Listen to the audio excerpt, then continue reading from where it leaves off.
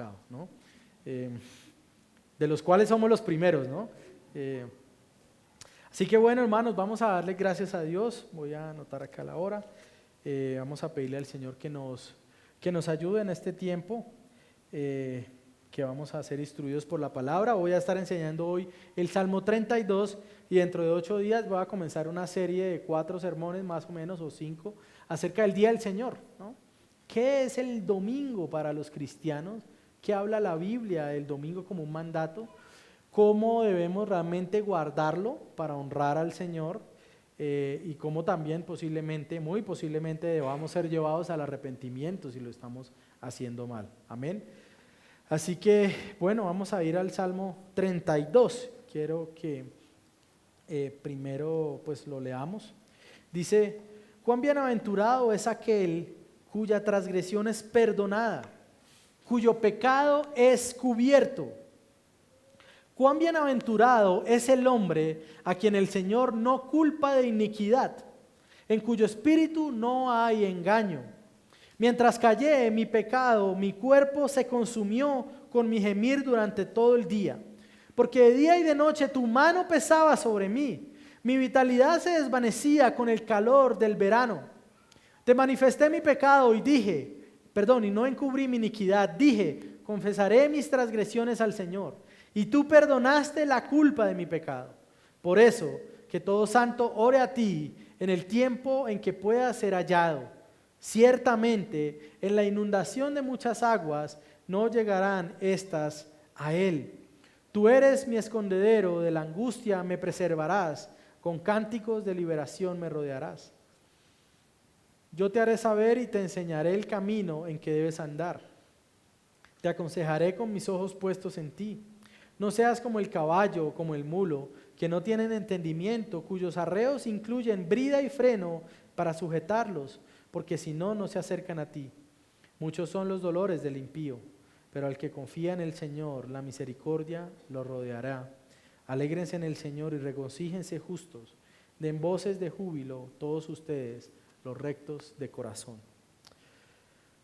Padre Celestial, esta es tu palabra, Señor, y nosotros venimos a ella con profundo respeto, deseando que ella nos hable, exponga lo que hay en nuestro corazón y seamos llevados también al arrepentimiento y a abrazar tu evangelio, Señor, para que podamos caminar por este mundo como justos, Señor, no porque hemos sido justificados por nuestras obras, sino porque estamos unidos al santo y justo que es tu Hijo Jesucristo, Señor. Te damos gracias por tu misericordia. Guarda a todos mis hermanos que han podido llegar, bendice. Si tal vez alguno viene de camino, Señor, tráelo con bien. Y aquellos que no pudieron estar hoy, Señor, te pido que les guardes y que puedas también traerlos pronto a adorarte también junto con nosotros, Señor. Te damos gracias en Cristo Jesús. Amén. Quiero preguntarles, mis hermanos, para que se respondan a ustedes mismos. ¿Qué es lo que hace a un hombre ser bienaventurado o tener una vida de gozo? ¿Qué es lo que hace que un hombre pueda considerarse a sí mismo bienaventurado? Si yo le pregunto hoy, ¿qué tan bienaventurado usted se siente? ¿Qué respondería? Diría: pastor, no, pues sí, pero si tuviera esto, entonces me sentiría un poco más bienaventurado, ¿no? Si tuviera esta estabilidad, si tuviera esta seguridad, si tuviera esto o aquello, o si mi relación con mi esposa mejora en este sentido, o si...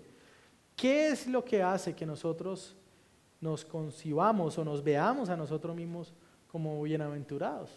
¿Qué es lo que hace que podamos vivir una vida alegre o con gozo? A la verdad, si preguntamos cuál es el propósito de la vida, muchos tal vez dirían que el propósito de la vida es la felicidad, ¿no? Y tal vez no están del todo equivocados. El asunto es que sí están equivocados en dónde buscan esa felicidad. ¿Cuál es la fuente que tienen los hombres?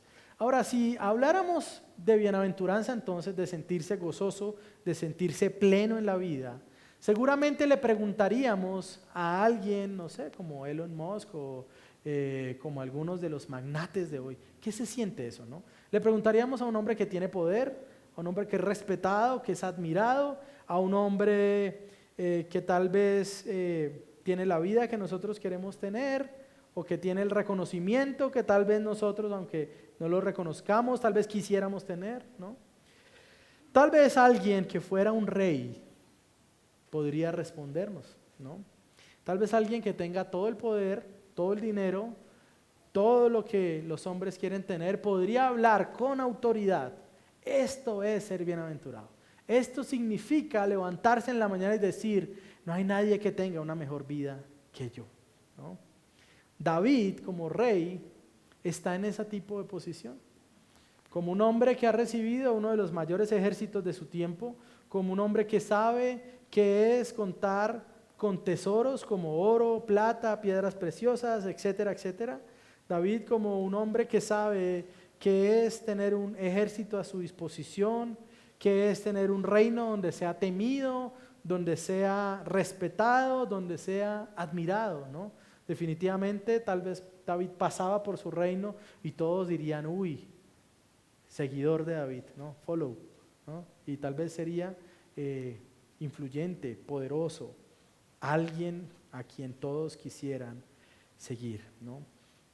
Y David precisamente habla de la bienaventuranza. Él sí era un hombre bienaventurado, pero como veremos, era un hombre bienaventurado por razones que hoy tal vez no siempre vemos como razones de bienaventuranza, ¿no? Mi deseo hoy al compartir el Salmo 32 es reconocer al cristiano.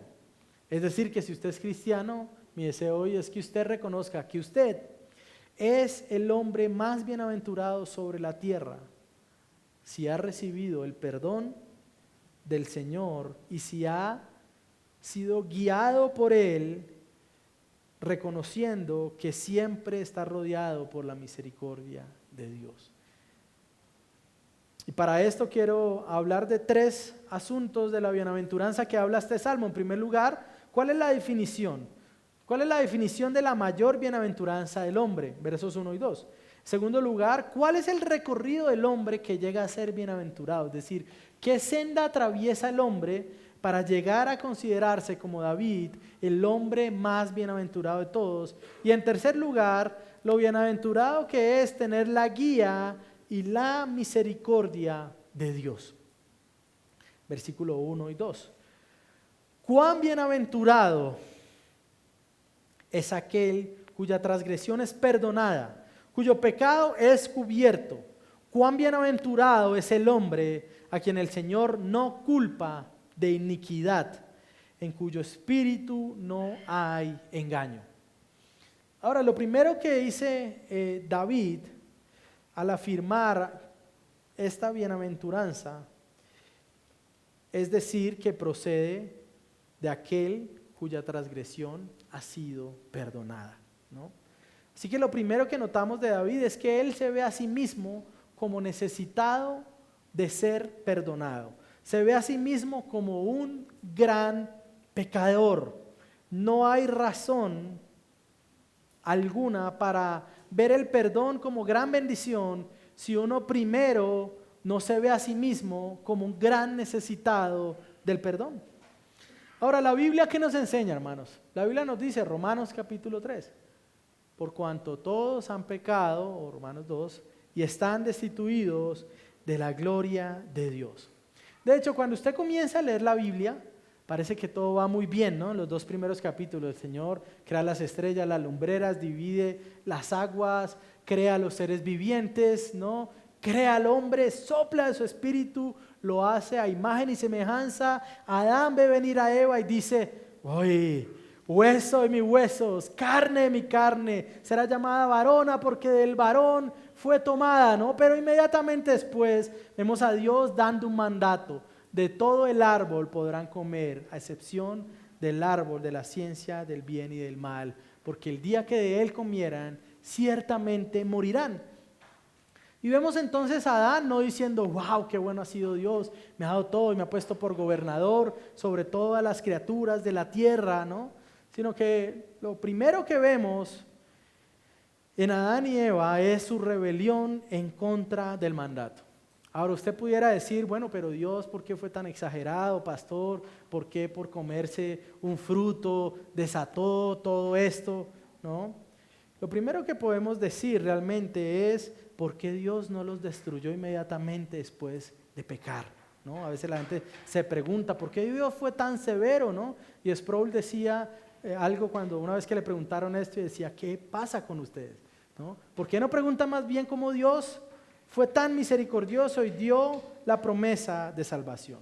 Ahora, el asunto del árbol de la ciencia del bien y del mal en el Edén buscaba reflejar que aunque Adán había sido delegado por Dios para gobernar, Dios seguía siendo Dios. Es decir, él había recibido una autoridad delegada, pero la fuente de toda autoridad era Dios. Es decir, Dios era el único que podía decir qué estaba bien y qué estaba mal. Así que cuando Adán y Eva pecan y se rebelan contra Dios, lo que ellos hacen es decir, Dios, nosotros queremos ser nuestra propia norma moral. Nosotros somos los que queremos decir qué es bueno y qué es malo. Y al final ellos creyeron el engaño de Satanás que les dijo, el día que coman del árbol no van a morir, sino que Dios sabe que serán como Él. Ellos creyeron esa mentira, ¿no? Así que luego de Adán, todos nosotros nacemos en esa condición. Una condición en la que se muestra que nosotros queremos ser nuestro propio Dios. Nosotros queremos vivir para nosotros, hacer lo que nos gusta a nosotros, deleitarnos y perseguir todo aquello que nos trae satisfacción sin tener en cuenta lo que el Señor dice acerca de lo bueno y lo malo. Así que esa es la condición de rebeldía con la que nosotros nacemos. Y lo que Pablo muestra, por ejemplo, en los primeros capítulos de Romanos, es que al nacer en esta condición, los hombres lo que hacen es suprimir la verdad de Dios para que ellos puedan entonces ser su propia norma. Y muchos de estos hombres lo que hacen es también ser llevados en una senda donde su conciencia al final es cauterizada, ¿no? Ya su conciencia no siente, ya no se dan cuenta de lo que está mal y lo que está bien a causa del mucho pecado y de alejarse del Señor. Esa es la razón por la cual muchos hombres, siendo pecadores, dicen que son buenos, ¿no? Se ha encontrado con hombres que digan, no, pastor, pero es que yo soy bueno, no he matado a nadie, ¿no? Bueno, pero Jesús dijo que si usted le dice a alguien fatuo o lo insulta de alguna manera, usted es asesino en su corazón. Algunos dirán, tal vez, pastor, yo no me he acostado con ninguna mujer que no sea mi esposa, pero la Biblia también dice que todo aquel que mira a una mujer con lujuria, ya adulteró en su corazón.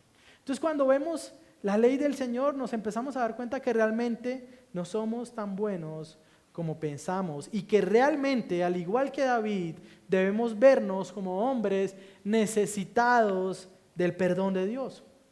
Ahora, la pregunta es si usted cree que es bueno por sí mismo. Si usted está acá y usted dice, bueno, Dios debe estar contento, ¿no? Porque estoy buscándolo, ¿no? ¿Cree usted que es bueno, aparte de Dios? ¿Cree que usted que es santo? ¿Cree que usted que es alguien digno de ser admirado? La afirmación de la bienaventuranza de David parte de reconocer que su condición es lamentable. Y al comenzar hablando de bienaventuranza, nosotros inmediatamente recordamos también las palabras del Señor Jesús en el Sermón del Monte en Mateo 5. El Señor dijo, bienaventurados los pobres de espíritu. ¿Por qué? Porque de ellos es el reino de Dios. ¿Qué es ser un hombre pobre de espíritu? Ser un hombre que habla como David está hablando. Un hombre que reconoce que es pobre de espíritu es el que se acerca a Dios diciendo, no tengo nada que ofrecerte, Señor, pero aún así quiero venir a buscarte. No tengo obras en mí que pudieran convencerte de que merezco estar a tu lado por la eternidad, ¿no? Esa afirmación de bienaventuranza de David parte de reconocer su lamentable condición. La pregunta es si usted aún cree que tiene algo que ofrecer a Dios, o si usted cree que su estado realmente es de bancarrota espiritual.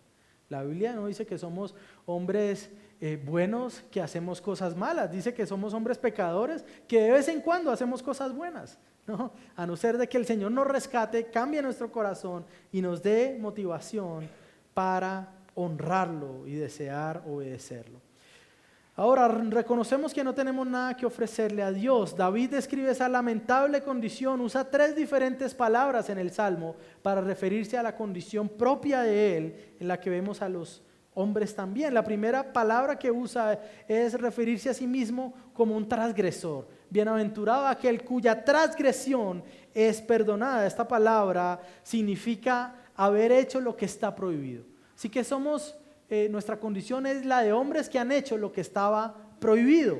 En segundo lugar, David se reconoce a sí mismo como pecador. Dice, bienaventurado aquel cuyo pecado es cubierto. Pecado significa en su definición errar al blanco, es decir, no hacer lo que tenemos que hacer. Se puede decir, no, pastor, pero yo en verdad soy íntegro en mi matrimonio, ¿no? En esta área o en aquella. Decir, bueno, y está haciendo lo que debe hacer. Es un líder servicial de su esposa, cuida a sus hijos, provee a sus hijos. ¿Cierto? Entonces el pecado no es solo cuando hacemos lo prohibido, sino cuando fallamos al blanco y no hacemos lo que debemos hacer. Pero también David se refiere al hombre como aquel que ha cometido iniquidad, es decir, el que se ha desviado de su curso y ha ido en contra de todo lo que es justo. Nosotros sabemos de eso, sabemos que es tener gobiernos inicuos, gobiernos injustos, lo sabemos. Así que el hombre pecador es el que ha sido transgresor, el que ha fallado al blanco y el que es injusto, el que comete iniquidad. Y solamente, mi hermano, el que se ve a sí mismo de esa manera puede verse como el mayor de los bienaventurados cuando es perdonado por el Señor. David también afirma en el verso 2, la bienaventuranza del hombre en quien el Señor no culpa de iniquidad o de pecado, ¿no? Bienaventurado es el hombre a quien el Señor no culpa de iniquidad, ¿no? Ahora, ¿cómo puede ser esto posible? ¿Cómo podemos estar delante de Dios y no ser acusados de pecadores o de inicuos, sabiendo que todo el tiempo nuestra mente y nuestro corazón está buscando nuestros propios caminos? Pablo habla de esto en segunda carta a los Corintios, capítulo 5, y habla de aquello que hizo Dios para que ya no fuéramos inculpados por nuestro pecado. 2 Corintios 5, 21 dice, al que no conoció pecado, lo hizo pecado por nosotros, para que fuéramos hechos justicia de Dios en él. Así que Dios hace pecado a Cristo para que en él nosotros ahora seamos hechos justicia de Dios. Hay un intercambio, lo que llaman los teólogos una doble imputación. Sobre Cristo se imputan los pecados de su pueblo, pero sobre su pueblo se imputa la justicia que no le pertenece, la justicia del Señor Jesucristo. La razón por la que somos perdonados es porque nuestro pecado literalmente, como dice el salmista, es cubierto. Nuestro pecado ha sido cubierto. Y esto es lo que vemos que trata de hacer Adán y Eva cuando caen, ¿cierto? Lo primero que tratan de hacer es hacerse hojas de higueras para taparse la vergüenza del pecado, para tratar de cubrir por sus propios medios el pecado. Pero la verdad es que nada puede cubrir el pecado sino Dios mismo. Ahora, cuando el Señor muere en la cruz, lo que hace es venir a ser castigado por un pecado que no era propio, era venir a ser hecho literalmente pecado para que nosotros en Él seamos hechos justos. Ahora, nosotros sabemos, la Biblia nos dice que Dios es santo y que si Dios es santo, no solo no comete pecado, sino que Dios está en contra de todo pecado, ¿no? Hay algunos que dicen, no, pero Dios nos ama a todos, ¿no? Y Él es contra el pecado, pero no contra el pecador, pastor, ¿cómo va a decir? Sin embargo, el Salmo 7 dice lo siguiente en el verso 11, Dios es juez justo y un Dios que se indigna cada día contra, no el pecado, sino contra el impío, ¿no? Y si el impío no se arrepiente, Él afilará su espada, tensado y preparado está su arco. Ha preparado también sus armas de muerte, hace de sus flechas saetas ardientes. No podemos equivocarnos, hermano. La paga del pecado es muerte y Dios está airado contra el pecador todos los días. Y tal vez algunos digan, no, pero Dios luego no es todo amor, ¿no? Y Dios es todo amor, pero también es toda justicia. es todo santidad y es todo ira. Algunos hombres creen que si le roban su celular tienen el derecho de ir a castigar al ladrón y matarlo, pero que Dios no tiene el derecho de airarse, siendo Él el único santo, cuando hombres como nosotros ofendemos su santidad. Así que Dios es santo y es un juez justo, así que debe castigar el pecado. El asunto es que Dios no puede simplemente dejar ir al culpable, porque si no, no sería un Dios justo. Dios no puede decir, bueno, tranquilo, vete, y ya, ¿no? Sino que debe haber un pago, una consecuencia por el pecado.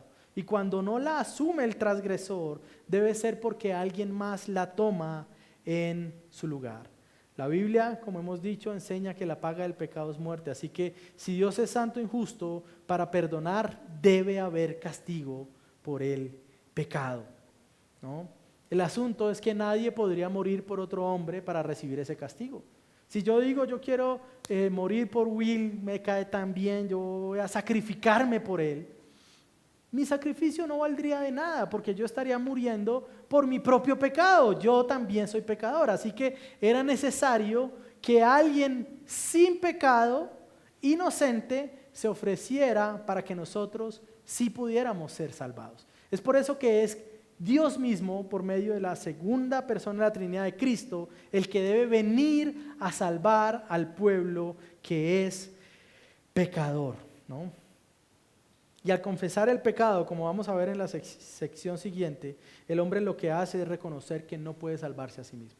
Lo que hacemos con la confesión de pecado, como veremos en David, es que decimos, Señor, ¿sabes qué? Yo no puedo salvarme.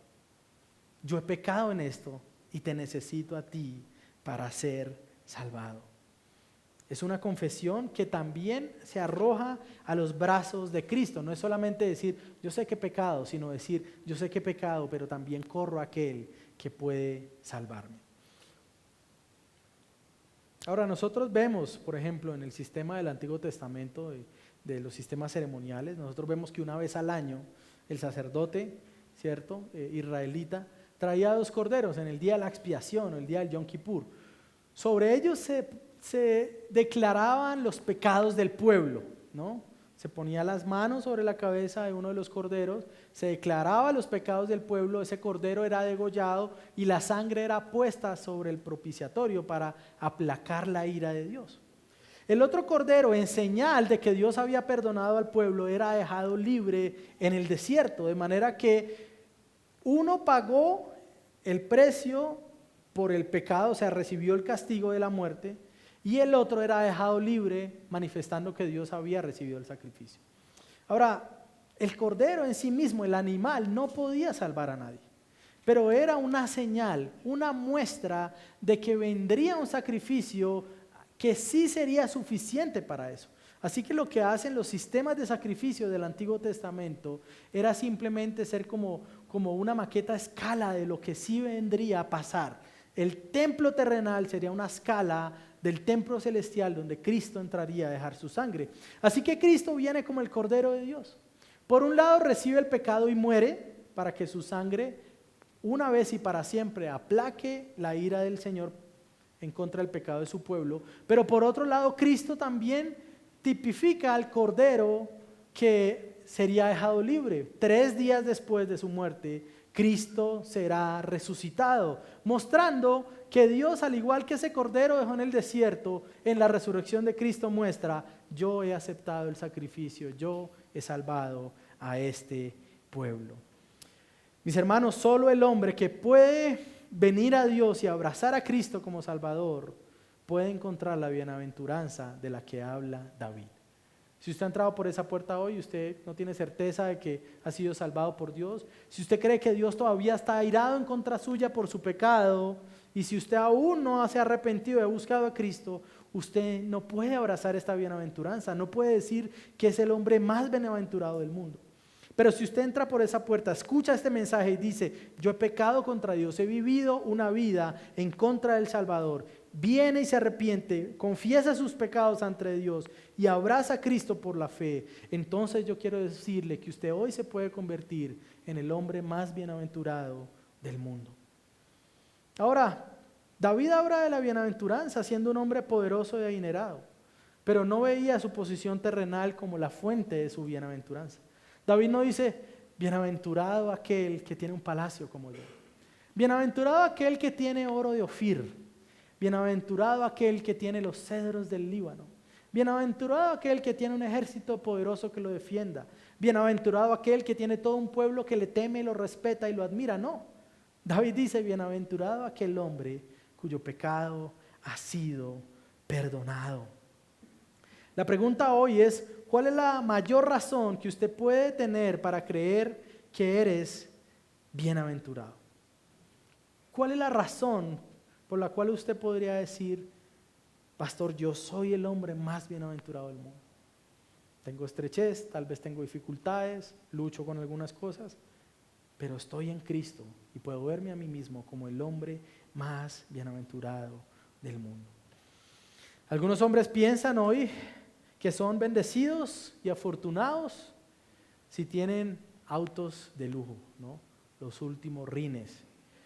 Si tienen o pueden hacer los viajes que todos envidiarían, ¿no? Acá en tal lugar, donde todos mis amigos quieren ir, pero solo yo soy el único que estoy acá, ¿no? Algunos creen que son bienaventurados si son admirados por otros, o si tienen todo el dinero para poder cumplir todos sus sueños, ¿no? Y si pueden ser millonarios solo haciendo una que otra cosa y recibiendo dinero sin esfuerzo, ¿no? Pero si esas son las razones por las que usted piensa que puede ser bienaventurado, entonces yo quiero decirle que no solo la bendición que usted persigue es vana y es pasajera, sino que es una bendición barata. Si usted cree que la plenitud de su vida, su felicidad, su gozo, su bienaventuranza depende de lo que un impío también puede alcanzar, entonces usted está en un error. Ahora David nos muestra, dice Charles Spurgeon, en qué consiste la verdadera felicidad. No consiste en la hermosura, en el honor o en las riquezas que Spurgeon describe como la Trinidad del mundo, sino que está en el perdón del pecado, cierro mi cita.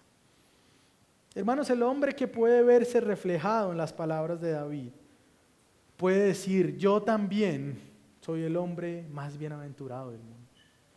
Yo también he sido bienaventurado, yo era enemigo de Dios. Había estado muerto en mis delitos y en mis pecados. Y hoy, si entiendo que he sido perdonado por Dios, he recibido algo que ni todo el dinero del mundo que existe hoy y que ha existido en todas las edades, ni todo ese dinero puede tan siquiera soñar con comprar, que es la salvación del alma del hombre, ¿no? Pero David, luego de describir su bienaventuranza, que es el tema central de este salmo, lo que hace es describir el proceso por el cual llegó a ser bienaventurado, ¿no? Es decir, primero dice, soy bienaventurado, y después se devuelve un paso atrás y dice, este fue el proceso para llegar a ser bienaventurado, ¿no? Y hoy muchos de los bestsellers que se venden, estamos en Filbo, ¿no? Usted debería ir también si puede. Yo no puedo hacerlo porque estoy más en casa estos días. Pero muchos de esos libros que se venden y soy exitosos es 80 pasos para ser reconocido, 10 pasos para ser feliz en esta tierra, 8 pasos para ser bienaventurado, ¿no? Y las miles de escaleras del éxito. Entonces los hombres corren tras eso porque quieren ser bienaventurados, porque quieren sentirse al fin como que pueden tener una vida de gozo. David describe esa bienaventuranza y yo se la voy a dar a usted de gracia, gratis, ¿no? ¿Cuál es el proceso? Versículo 3, esto me lleva a mi segundo punto, que es el recorrido del hombre que llega a ser bienaventurado. Versículo 3, mientras callé mi pecado, mi cuerpo se consumió con mi gemir durante todo el día. Porque de día y de noche tu mano pesaba sobre mí. Mi vitalidad se desvanecía con el calor del verano. Te manifesté mi pecado y no encubrí mi iniquidad. Dije, confesaré mis transgresiones al Señor. Y tú perdonaste la culpa de mi pecado.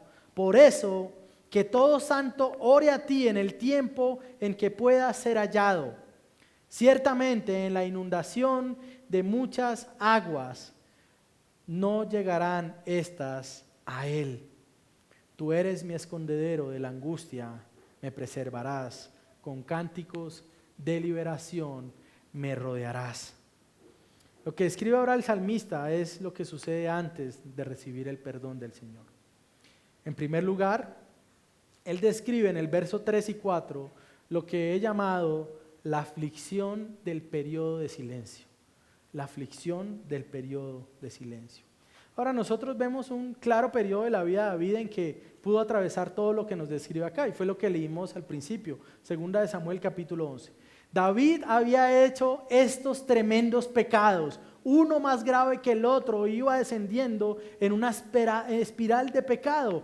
Y antes de que llegara Natán, nosotros vemos claramente, capítulo 11 sigue capítulo 12, y creemos que pasó al otro día, ¿no? Que pasó al otro día el entierro de Urías. No, David permanece varios meses como rey, cargando sobre su espalda la culpa de lo que él había hecho. Él sabía que había pecado contra el Señor. Él sabía que había ofendido al Dios Santo al tomar una mujer que no era su esposa, al buscar cubrir su pecado por sus propios medios y al no lograrlo, al asesinar a Urías el hitita. David sabía. Y si usted quiere ver un poco más de la aflicción, acá se nos muestra un pequeño pedazo, pero el Salmo 51 también nos muestra la aflicción que atravesó David mientras finalmente pudo confesar su pecado, ¿no? David describe de una manera muy vívida aquello que no solo él, sino todo hombre temeroso de Dios experimenta cuando está llevando una vida de pecado y aún no ha venido delante del Señor a confesarlo y a buscar perdón. Mi cuerpo se consumió con mi gemir todo el día. Mi vitalidad se desvanecía con el calor del verano. Dice la Reina Valera, mientras callé, se envejecieron mis huesos en mi gemir todo el día. El propio cuerpo de David sintió el rigor de la poderosa mano de Dios sobre él. Hermano, cuando un hombre es temeroso del Señor, no puede mantenerse indiferente ante su pecado. Su conciencia todos los días lo acusa. Y mientras más guarde silencio ante Dios y ante los que ha ofendido, se consume de dolor y de aflicción. No es posible ser cristiano y ser inmune a las consecuencias del pecado oculto. No es posible. Piense cuando usted en medio de su matrimonio tal vez ha pecado contra su esposa en cualquier área, ¿no? Y tal vez usted cubre el pecado para evitarse una pelea, ¿no? La tapa por sus propios medios. ¿Hiciste esto, amor? ¿O hiciste? No, sí, amor, claro que sí, ¿no? Y usted cubre porque dice, bueno, Señor, pero es que así me evito una pelea, así me evito una contienda que pueda desatar cosas peores, Señor. Yo estoy tratando de guardar mi matrimonio, ¿no? Entonces usted trata de cubrir su pecado para mantenerse a salvo y no desatar una discusión. Y hacemos como que nada está pasando, pero por alguna extraña razón usted ya no puede mirarla a los ojos, ¿no? No puede pasar, no puede vivir como si nada pasara. Si somos cristianos, si usted es cristiano, el Señor va a estar incomodándolo. Su espíritu le está diciendo, confiésale esto a tu esposa, habla con ella, tú lo hiciste mal, tú ofendiste al Señor, esto no está bien, ¿no? Y ahí el Espíritu Santo, ¿no? Entonces usted viene a la iglesia y canta y como que trata de alzar las manos para disimular lo que está pasando dentro de su corazón, pero el Espíritu Santo lo sigue acusando y le dice, esto que estás haciendo no está bien. Y llega el día, el primer domingo del mes, y tomamos la cena y el pastor da todas las advertencias y usted dice, yo debería quedarme sentado, pero si me quedo sentado, mi esposa se va a dar cuenta que algo no está bien, ¿no? Entonces comienza su conciencia y el Espíritu Santo comienza a obrar en el hombre y la mano pesada de Dios viene a estar sobre usted. Mi hermano, mientras no enfrentemos nuestro pecado y sus consecuencias, la mano pesada del Señor seguirá sobre nosotros. Yo quiero decirles que no hay bienaventuranza en el que aparenta no ser pecador. No hay nada que admirar de aquel que pasa como cristiano 10 años de su vida. No hay nada que admirar en aquel que puede disfrazarse de piadoso cuando no lo es. No hay nada que admirar en ese caso. No hay bienaventuranza en el que aparenta no ser pecador. La bienaventuranza está en el que confiesa su pecado y se rinde ante el único que puede perdonarlo. Hermanos, nosotros no podemos engañar a Dios. No hay rincón de nuestra alma que esté oculto a Dios. No hay un espacio de su alma donde usted pueda guardar sus pecados, cerrar una puerta, ponerle llave y decir, Dios no me mirará, no se dará cuenta de lo que está pasando. No, el Señor está en todo lugar, aún en esos rincones más ocultos y difíciles. Mientras callemos, la única senda que podemos recorrer es la de tristeza y la del dolor. En ocasiones, si Dios tiene misericordia, aún físicamente. Ahora, esto no es una doctrina, no quiere decir que si usted no está afligido en su cuerpo, usted lo está haciendo bien, no. Ni quiere decir que siempre que usted peque, Dios lo va a afligir de esta manera. Pero Dios tiene misericordia a veces y aún en todas las áreas lo empieza a oprimir. Su poderosa mano está ahí hasta que usted busque al Señor y deje de ocultar lo que es inocultable. El pecado en la vida del creyente, dice Joel Beeke, es una presencia hostil que produce confusión y angustia. Las descripciones de los problemas físicos en los huesos de David representan el dolor interno del alma afligida por una conciencia despierta. Pero hay una buena noticia en medio de esto. Hay una buena noticia aun cuando la mano pesada de Dios está sobre nosotros, aun cuando hay pecado oculto y Dios está apretándonos y exprimiéndonos y disciplinándonos, hay una buena noticia y es que si nuestra conciencia nos acusa, si Dios nos está disciplinando, aún entonces hay esperanza. La disciplina del Señor en el pecado oculto siempre llevará a quienes lo tienen a buscarlo en confesión y arrepentimiento. Y de eso habla David en el versículo 5. Te manifesté mi pecado, no encubrí mi iniquidad, dije, confesaré mis transgresiones al Señor, y tú perdonaste la culpa de mi pecado. Lo que recibimos al venir al Señor, mis hermanos, y destapar y confesar, no es otra cosa sino el perdón misericordioso de Dios, ¿no? Yo no sé ese padre airado con la correa lista para que cuando usted confiese que no lo hizo bien, ¿no? Dios es el Dios perdonador que cuando venimos aún al sentir su poderosa mano sobre nosotros, viene y dice, sí, yo estaba esperando. Ya sabía, eso es lo maravilloso del Señor, que Él ya lo conoce. Y aún en medio de nuestro silencio, Él es paciente y misericordioso hasta que vengamos a Él. Ahora, este perdón es un perdón incondicional, pero no es un perdón gratuito. Es decir, a alguien le costó. No hay nada gratis, ¿no? Aplica para muchas áreas de la vida. Alguien tiene que pagar. En este caso, si no pagamos nosotros la culpa por nuestro pecado, debe pagarlo alguien. El asunto es que para poder pagar la culpa de nuestro pecado, necesitamos una eternidad en el infierno, en una cuenta que nunca podrá ser pagada porque hemos ofendido a un Dios infinitamente santo. Así que aunque usted quiera pagarlo, no hay tal cosa como, bueno, Dios, 10 años en el infierno por mis pecados y luego directo al cielo. No. Si usted quiere pagar eso, usted nunca va a terminar de pagarlo. Pero debe pagar entonces a alguien más y usted va a ser rescatado por Dios. Usted podría decir entonces, bueno, pastor, pero si requiere que yo abrace a Cristo y ponga mi fe en Él para que entonces el sacrificio de Él sea efectivo para mi vida, entonces hay una condición, que yo venga a Jesús, ¿no? Bueno, sí. El asunto es que usted no puede venir a Jesús a menos que el Padre lo traiga, ¿no? Es decir, que sí es incondicional, es decir, hay un requisito para disfrutar de esta bienaventuranza, pero el requisito mismo también lo da Dios, porque no es por obras para que nadie se gloríe, sino por fe, que es una obra de Dios, ¿no?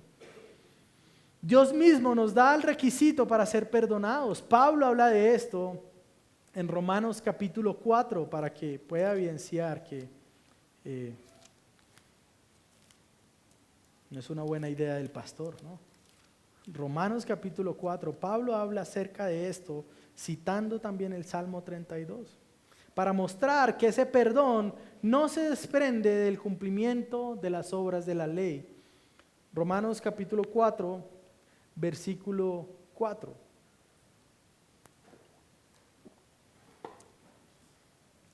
Ahora bien, al que trabaja, el salario no se le cuenta como favor, sino como deuda. Pero al que no trabaja, pero cree en aquel que justifica al impío, su fe se le cuenta por justicia. Es decir, Pablo está diciendo, si usted se ganara su salvación, no sería salvación por gracia, sería entonces por obra. Dios le estaría pagando por lo que usted hizo.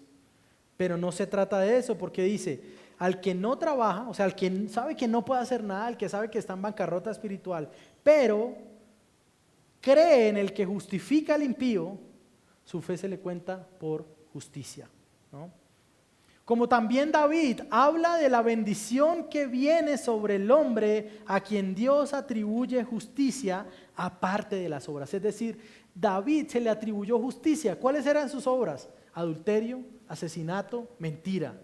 Pero se le imputa una justicia que él no merece a causa de venir, arrepentirse y poner su fe en el Señor. Dice, como también David habla de la bendición que viene sobre el hombre, quien Dios atribuye justicia aparte de las obras. Bienaventurados aquellos cuyas iniquidades han sido perdonadas, cuyos pecados han sido cubiertos. Bienaventurado el hombre cuyo pecado el Señor no tomará en cuenta. Es decir, Pablo lo que hace es traer el Salmo 32, traer las palabras de David y exponerlas, traer luz sobre esas palabras para mostrar que de lo que David estaba hablando no era otra cosa, sino de la justificación por la fe.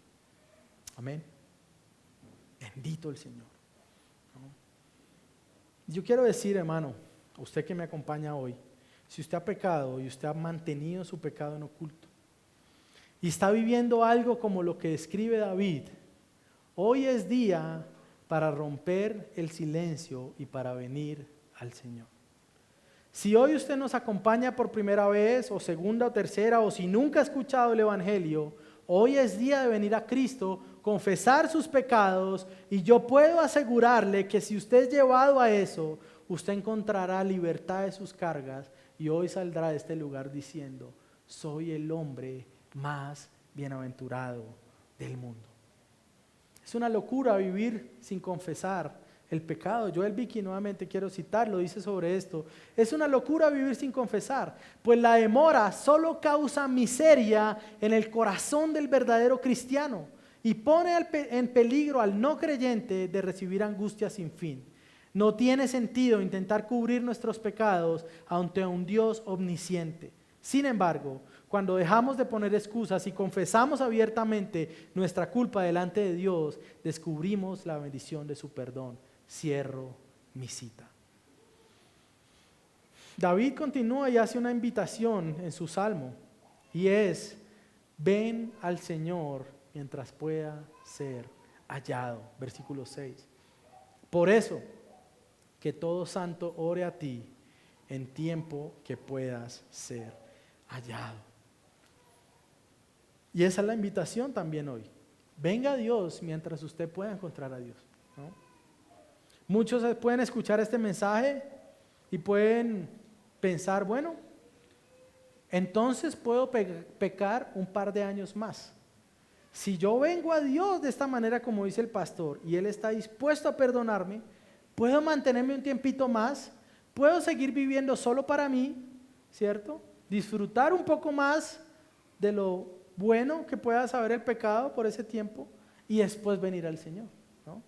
El asunto es que Dios no siempre podrá ser hallado por dos razones. Primero, porque usted no sabe cuándo será su último día.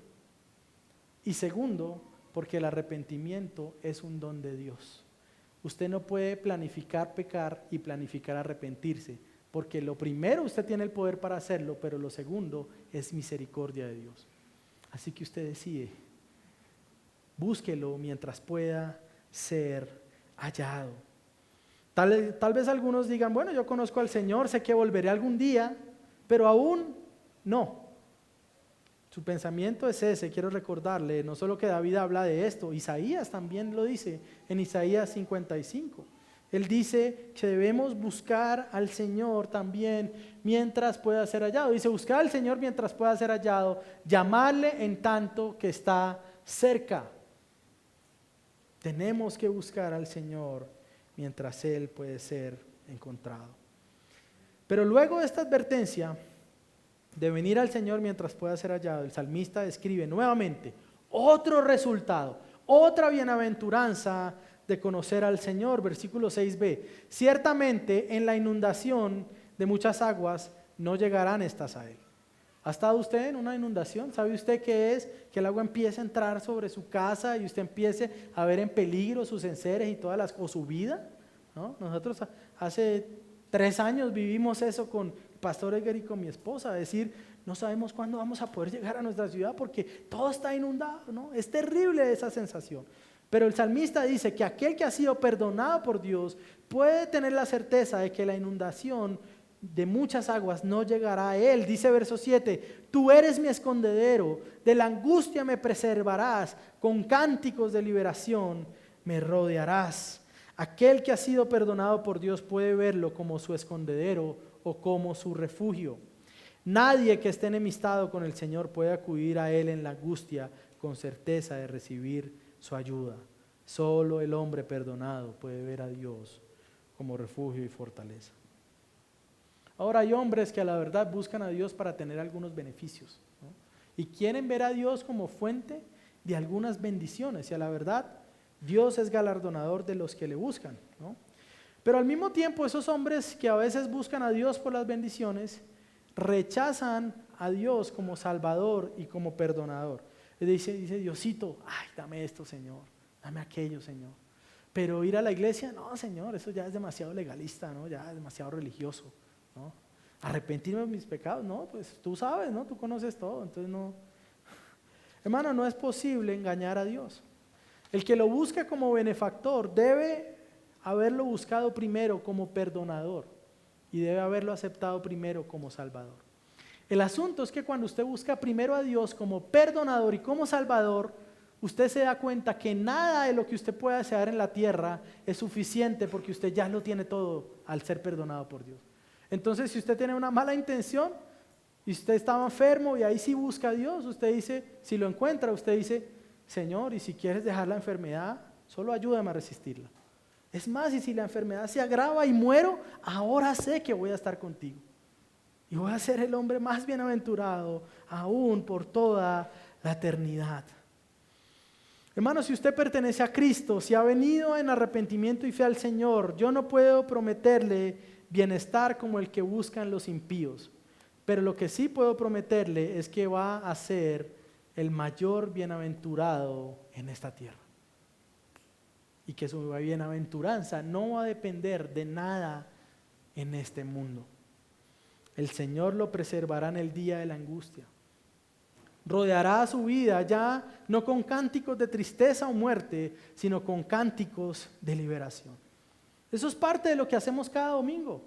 Nos reunimos, guardamos el día, separamos el día del Señor para recordar que estábamos muertos y hoy estamos vivos. Para recordar que habíamos sido hallados enemigos de Dios y que ese Dios santo pudo perdonarnos en Cristo. La inundación de muchas aguas no llegará a los suyos porque estamos escondidos en Él.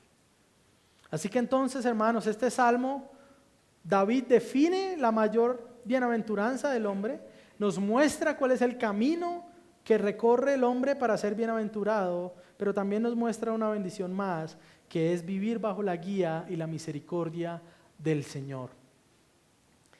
Versículo 8. Yo te haré saber y te enseñaré el camino en que debes andar. Te aconsejaré con mis ojos puestos en ti. No seas como el caballo o como el mulo que no tienen entendimiento, cuyos arreos incluyen brida y freno para sujetarlos, porque si no, no se acercan a ti. Muchos son los dolores del impío, pero el que confía en el Señor, la misericordia lo rodeará. Alégrense en el Señor, regocíjense justos, den voces de júbilo todos ustedes los rectos de corazón. Ahora el salmista pasa a esta última sección y como que cambia el tiempo en el que habla, ¿no? Cambia la manera en que habla. Primero está hablando, digamos, desde su primera persona y después habla como si fuera alguien más. Dice, yo te haré saber y te enseñaré el camino en que debes andar. Ahora, David no es el que hace eso en nuestras vidas. Él no está diciendo que él lo va a hacer. Él está hablando como de parte de Dios, diciendo que es el Señor quien enseñará el camino en que debemos andar y quien nos aconsejará con los ojos puestos en nosotros. El Señor guía y aconseja a los que han sido perdonados, ¿no? Algunos piensan de manera errónea que Dios cuando nos perdona hace como borrón y cuenta nueva, pero no le importa lo que pasa en la vida de uno después, ¿no? Y entonces enseñan, ¿no? Simplemente Dios lo perdona, quita su pecado en esta o aquella ceremonia que usted va, ¿no? Y usted expulsa, confiesa, quema las hojas de pecados y demás, y después a los 6 meses necesita otra vez, ¿no? Pero eso es mentira, porque Dios realmente al que salva lo santifica. Comienza el proceso de santificación por medio de sus palabras. Él nos salva y viene a ser también nuestro instructor. Hermanos, si hemos sido salvados por Dios, ahora usted es guiado por Dios y es instruido por Él. El Señor al que salva santifica y su palabra también nos dice los medios para llevar a cabo esa santificación. Esa santificación no depende de que, ay, me paré hoy, bueno, voy a sentarme en la cama hasta que Dios de pronto me diga algo y yo escuche una voz para saber de qué pecado debo escapar hoy. No, el Señor ya nos ha dado esa voz escrita por medio de sus escrituras. Es decir, Él nos ha dado los medios para esa santificación, su palabra, la oración y la vida de iglesia. Hermano, no hay más elementos por los cuales usted pueda llegar a tener una vida cristiana madura. Pastor, estoy teniendo dificultades en esto o aquello. Bueno, revisemos. Pues no hay forma de tener bienaventuranza en la vida cristiana, crecer y madurar, si esos medios que el Señor da son despreciados por nosotros. No hay manera, hermano. Por más amable que usted sea, por más buena gente que usted me salude todos los domingos o aparente una u otra cosa, si usted no se determina en vivir abrazando estos medios, su vida cristiana no avanzará. Dios no solo nos hará saber, sino que nos va a enseñar el camino por el que debemos ir. El Salmo 119 nos habla mucho de esto, cómo Dios hace esto, ¿no? Si usted quiere saber cómo debe ser la relación suya con la Escritura, lea el Salmo 119. Ahora, no lo haga todo de una vez porque de pronto no se va a acordar, ¿no? Pero agarre las pequeñas secciones en las que está dividido y comiéncelo a meditar y comience a estudiar, ¿no? Cómo la palabra del Señor transforma nuestra vida. El Salmo 119 habla de varias de estas cosas y yo quiero leer algunos aparte rápidamente. Salmo 119, versículo 71 dice lo siguiente: bueno es para mí ser afligido, para que aprenda tus estatutos. Mejor es para mí la ley de tu boca que millares de monedas de oro y plata. Verso 103. Cuán dulces son a mi paladar tus palabras, sí, más que la miel a mi boca. De tus preceptos recibo entendimiento, por tanto aborrezco todo camino de mentira. Verso 127, por tanto amo tus mandamientos, porque más que el oro, sí, más que el oro fino. Por tanto estimo recto todos tus preceptos acerca de todas las cosas y aborrezco todo camino de mentira. 169, que llegue a ti mi clamor a ti, Señor, conforme a tu palabra, dame entendimiento. Llegue mi súplica delante de ti, líbrame conforme a tu palabra. Que cante mi lengua tu palabra, 172, porque todos tus mandamientos son justicia. ¿Es para nosotros la palabra un tesoro? Piénselo usted. ¿Es para usted la escritura, la Biblia, un tesoro? ¿O es un libro al que constantemente busca sacarle la curva y ponerlo en duda para entonces no tener que vivirlo, ¿no? Muchas veces el ateísmo es conveniente, generalmente, ¿no? Casi siempre hay detrás conductas pecaminosas, ¿no? Que se escudan en el ateísmo, ¿no? ¿O es usted como el caballo o el mulo que no tiene entendimiento? Los hombres pueden instruir, pero solo Dios puede hacer entender y darnos convicciones. Ahora, nuevamente, Dios promete guiar a los que salva, y mientras nos guía, también promete que nos aconsejará con sus ojos puestos en nosotros. Hermanos, el Señor nunca lleva a los suyos por senderos donde su gracia no pueda sostenernos, ¿no? En ocasiones somos convencidos por el Señor de tomar ciertas decisiones para buscar ser obedientes, pero tenemos miedo de las dificultades que nos encontremos, ¿no? Podamos decir, bueno, Señor, pero es que el único trabajo que pude conseguir es este y preciso, me requiere entonces 8 horas más y ya tenía 8 horas comprometidas y entonces tengo dificultades, pero es que necesito ese dinero, ¿no? Cuando nosotros buscamos honrar al Señor, la Biblia dice que el Señor nos va a guiar y que el Señor nos va a ayudar y que el Señor nos va a sustentar. Hay muchas verdades de la Escritura que el evangelio falso de la prosperidad ha robado del cristianismo. Pero nosotros sabemos, el Señor es bueno con el que le busca, el Señor sostiene al que es obediente, el Señor da semilla al que siembra. Hay muchas verdades ahí. Nuestra motivación nunca será lo que pueda devolvernos el Señor, pero la certeza sí es que si yo me muevo buscando obedecer al Señor, su gracia me va a sostener. El que me ha hecho bienaventurado para salvarme, también me permitirá ver su mano ayudándome, guiándome todos los días de mi vida. David al final contrasta la vida del impío y la vida del que teme al Señor. Muchos son los dolores del impío, verso 10. Muchos son los dolores del impío.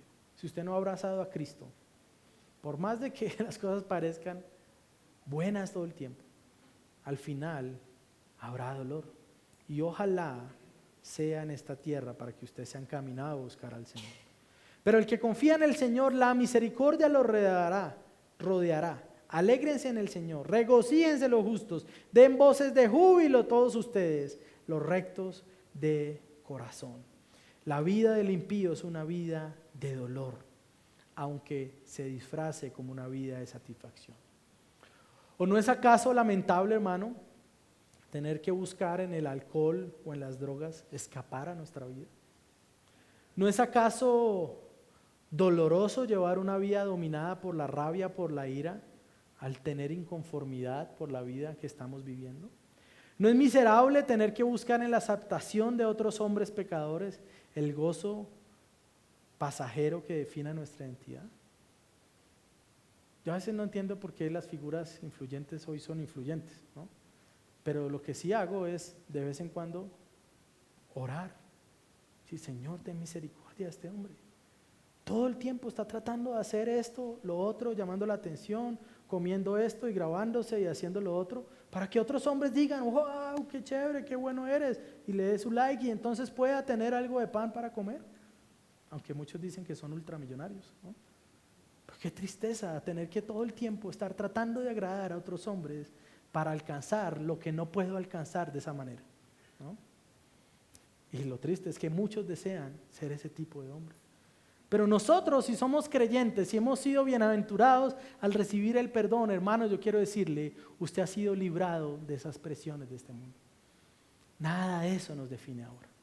Nada de eso puede darnos gozo, puede definir nuestra identidad. Seremos rodeados por la misericordia del Señor y podemos ser hombres que nos alegremos en Dios, incluso dar voces de júbilo. Los hombres perdonados, hermano, somos los hombres más bienaventurados del mundo. Nuestra bienaventuranza no puede gastarse, no puede acabarse, no nos la pueden robar. Si su bienaventuranza está en su celular, en cualquier momento pasa una moto, bueno, así tenga padrillero mujer, se la pueden robar, ¿no? Nuestra bienaventuranza no puede ser tan vana como las cosas de esta tierra. Tenemos bienaventuranza al haber sido perdonados por Dios, saber que ya no se nos inculpa de pecado y que aún más Dios pone a nuestro favor la justicia gloriosa de Cristo.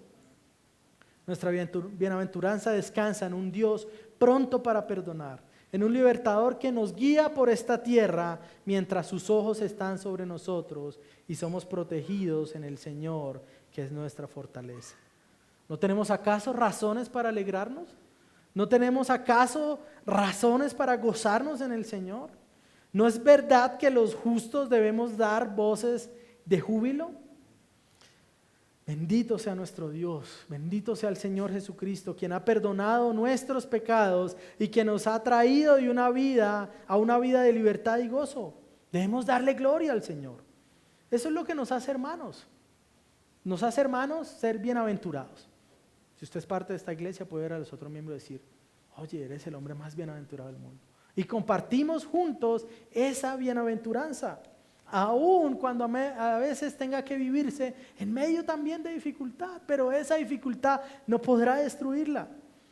Eso es lo que entonces nos hace hermanos, la razón por la que nos congregamos, la razón por la que nos amamos, el fundamento sobre el cual deseamos caminar juntos en esta tierra mientras seguimos siendo guiados por el buen Dios que tiene sus ojos sobre nosotros.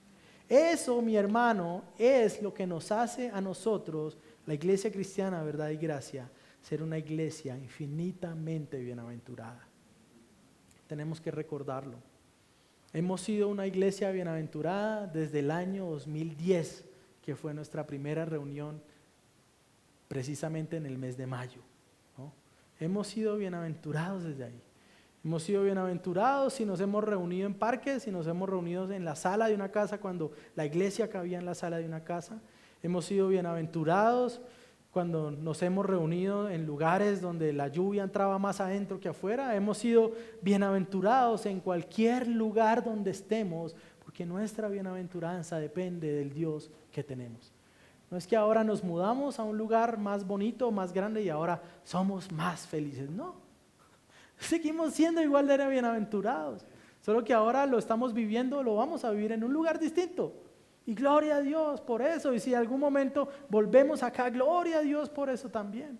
Porque nuestra bienaventuranza no depende de esas cosas. Amén. Ayer pensaba en eso y hablaba con algunos hermanos viendo fotos antiguas, con menos kilos, con más cabello, con más, ¿sí? Y decíamos, con tristeza también, porque en aquellas fotos también evidenciamos que no todos han perseverado, ¿no?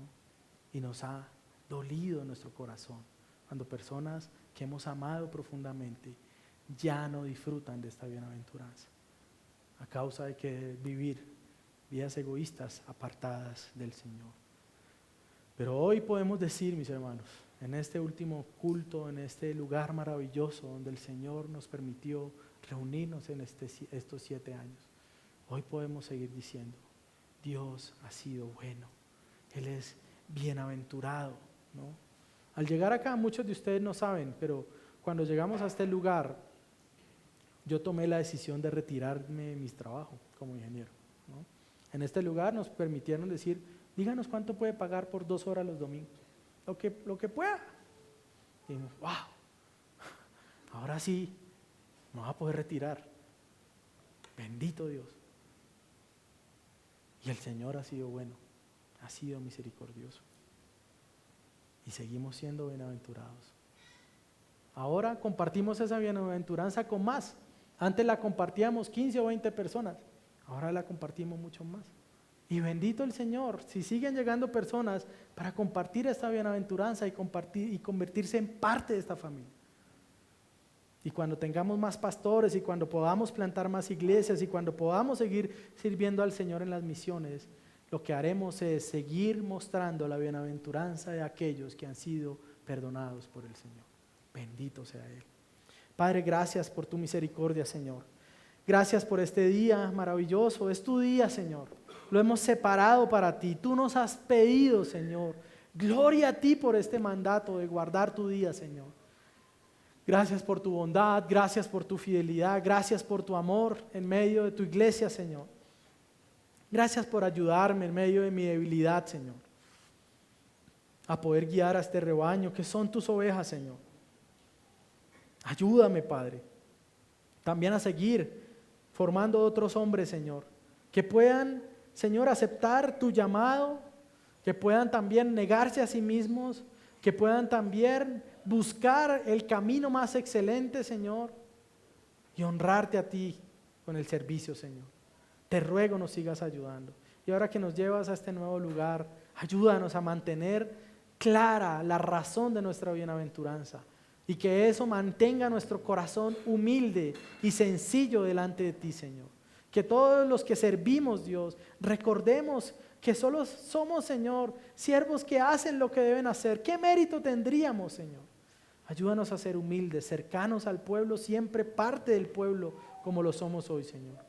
Ayúdanos hoy, ten misericordia de nosotros, ayúdanos a vivir todos los días para tu gloria, Señor. Tú has sido bueno, Dios, has sido fiel, papá. Muchas gracias, Señor. Amén. Bueno, hermanos, cantemos la salvación.